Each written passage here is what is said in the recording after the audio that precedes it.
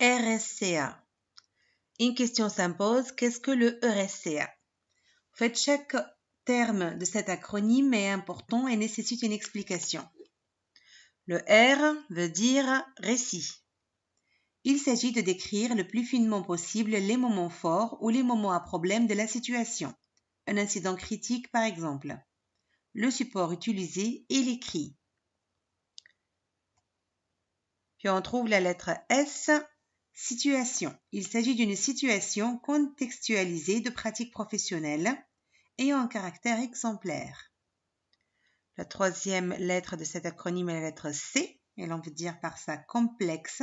Ça veut dire que les indices sont multiples, ne sont pas immédiatement disponibles et nécessitent une exploration minutieuse.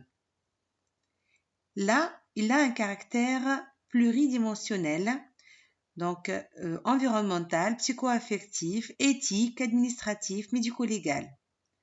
Donc, il y aura une approche globale avec des stratégies de résolution de problèmes. La dernière lettre de l'acronyme RSCA est la lettre A, et l'on veut dire par ça authentique. Ça veut dire qu'il s'agit d'une situation réelle. Et là, l'authenticité est le fruit de deux éléments. Il s'agit d'une situation professionnelle vécue et non inventée ou imaginée, et la situation sera restituée de la façon la plus vraie par le narrateur. Donc, le RSCA n'est pas une observation clinique au sens médical du terme. Il s'agit d'un récit qui sera rédigé par écrit, qui va décrire une situation complexe, contextualisée, vécue par le médecin en formation et qui va donc décrire les moments les plus forts, les moments perçus donc ceci dans les moindres détails. C'est un travail de réflexion de l'interne sur une situation qu'il a personnellement vécue au cours de sa pratique professionnelle. La question maintenant qui s'impose est, voilà, il paraît que c'est intéressant, mais comment ça marche le RSCA? Au fait, le RSCA, c'est un exercice réflexif d'auto-évaluation, de pratique professionnelle et d'auto-formation, et il doit comporter 4 parties. Le récit, l'analyse, les tâches d'apprentissage induites et la synthèse. D'abord, le récit. Dans le récit doivent figurer tous les indices perçus par l'interne permettant d'analyser le ou les problèmes. Donc, on insiste sur la perception de ce qui a été vécu par l'interne. Dans le récit doivent aussi figurer le reflet cognitif et émotionnel chez l'interne ou le médecin en formation d'une manière générale, des informations recueillies, les interactions relationnelles entre le patient, l'interne et l'environnement, les stratégies de résolution de problèmes et tous les éléments de la décision ou des décisions prises. Donc, il s'agit d'un récit subjectif et objectif aussi. Le récit, donc subjectif, puisque l'interne va s'impliquer, va exprimer son vécu, il va employer le je et donc va exprimer son ressenti, le ressenti de ce qu'il a perçu, de ce qu'il a analysé, de ce qu'il a fait et dit. Et aussi, il va exprimer ce qu'il n'a pas analysé, pas fait ou pas dit. Et il s'agit aussi d'un récit objectif qui relate bien l'histoire et la trajectoire du patient et qui décrit l'action, qui va faire attention au discours et qui peut rapporter des phrases des patients ou de l'entourage. La deuxième partie du RSCA, c'est l'analyse.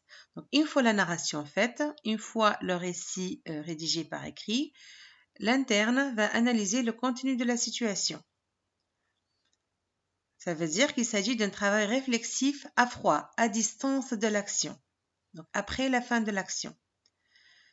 Et à ce moment-là, l'interne va expliquer le comment, ça veut dire comment est-ce qu'il s'y est pris, comment est-ce qu'il a analysé, comment est-ce qu'il a décidé, comment est-ce qu'il a échangé pendant l'action, pendant ses vécus de la situation. Et ceci, donc l'explication de ce comment va l'amener à argumenter le pourquoi, donc le pourquoi de ce qu'il a fait, de ce qu'il n'a pas fait, de ce qu'il a dit, pas dit, de ce qu'il a perçu, pas perçu. Donc finalement, après avoir donc vécu l'action, secondairement, à distance, il va donc faire l'analyse à froid pour expliquer, pour argumenter. Et ce travail va permettre de décrire les compétences développées en situation professionnelle à un moment donné, dans un contexte donné.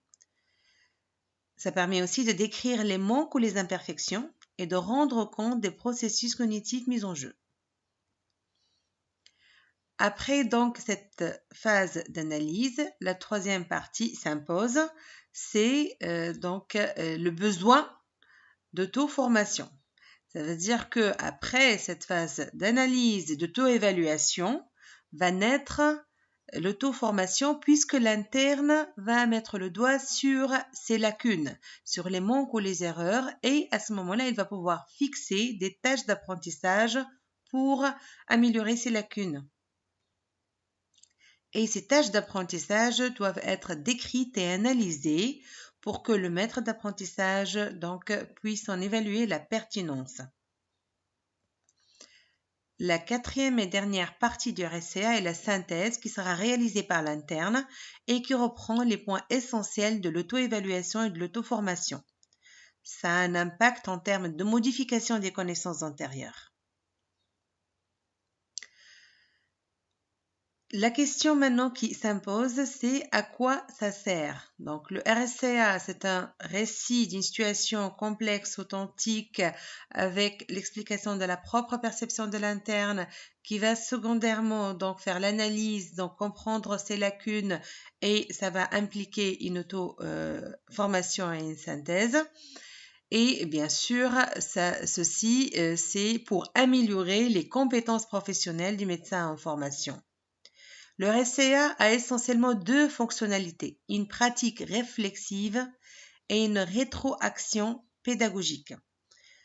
On parle de pratique réflexive, donc là, on va d'abord s'approfondir un peu dans le terme réflexion.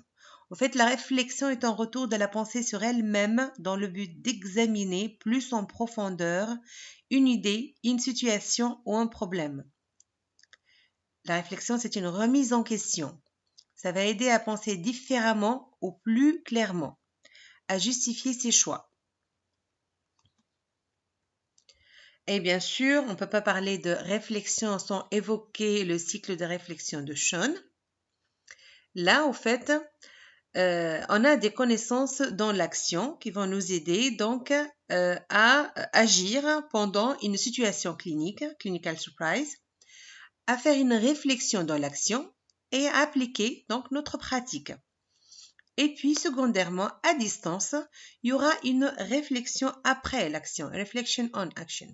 Là, on va examiner les situations, on va changer les connaissances et intégrer ces connaissances pour donc avoir de nouvelles connaissances et pour secondairement améliorer l'action. Donc, comme on a dit, la première fonctionnalité du RSCA, c'est la pratique réflexive. Là, l'interne réfléchit à ce qu'il a fait, comment est-ce qu'il a procédé et pourquoi il a procédé ainsi. Et de cette analyse réflexive naît un questionnement qui déclenche un renforcement ou une remise en cause des connaissances antérieures.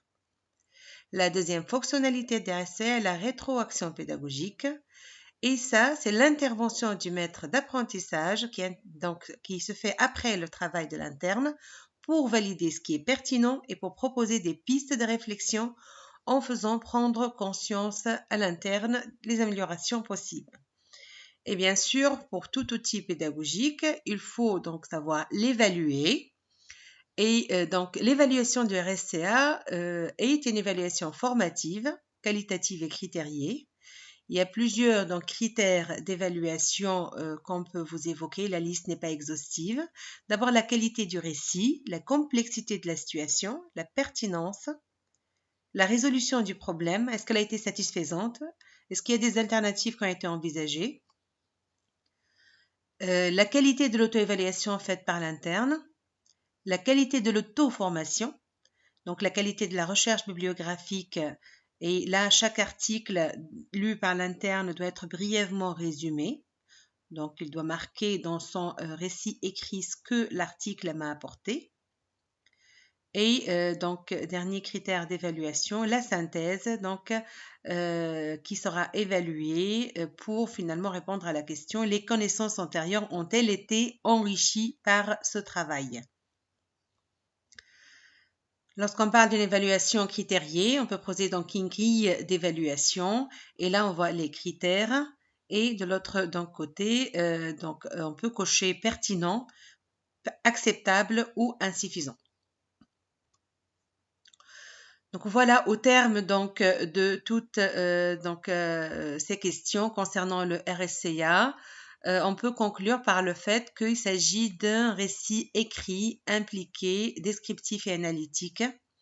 Il s'agit d'un outil de production et de suivi qui permet la réflexivité, l'interactivité et l'évaluation des compétences. Et merci pour votre écoute.